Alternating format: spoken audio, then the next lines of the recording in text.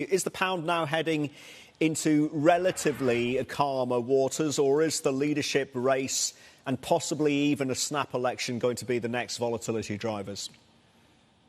I think so, Rich, that's a volatility driver, because I noted that the pound was sort of in a very tight range, even at what they call technical analysis a wedge, so that indicates a breakout.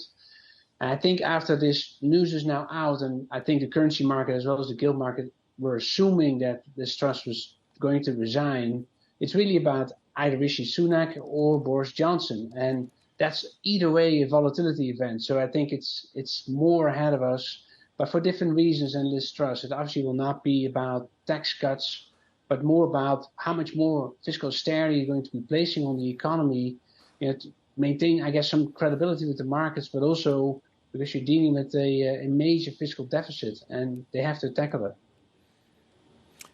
Labour leader Sir Keir Starmer is calling for an immediate general election. The Liberal Democrats are saying the same thing. If it did come to an election and if Labour did win, if it was a Labour government, then what would happen to pound and gilts under that scenario, Ben?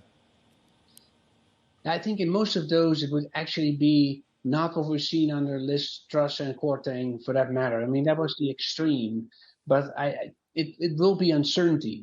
Just like back then with Theresa May, I think other issues will come along now in terms of the agreement with Ireland and the ongoing negotiation over Brexit. That will start feeding the pound again. I think this is why it couldn't really break out of the 113 level or so today, as Liz Truss out of premiership means that you're not going to get an unorthodox fiscal policy anymore. I think that the market's now moved away from that point and looking at this snap election or general election as the old issues coming back. For example, Brexit.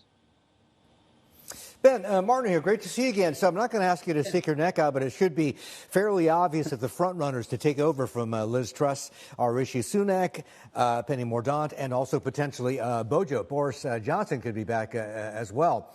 Do you see Sunak and Mordaunt sort of kind of ganging up to prevent Bojo from coming back?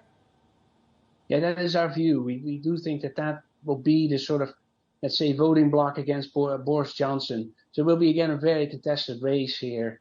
It is amazing, right, that Boris Johnson actually can make a comeback after, his departure. But, these specific UK politics are, I think, pretty unique compared to if you think about the United States primaries coming up in the next few weeks. So, yes, it's going to be this block against Boris Johnson, and he does have a shot, right? So it could well be that he's back, and that's an interesting change if you think about populism returning to Parliament.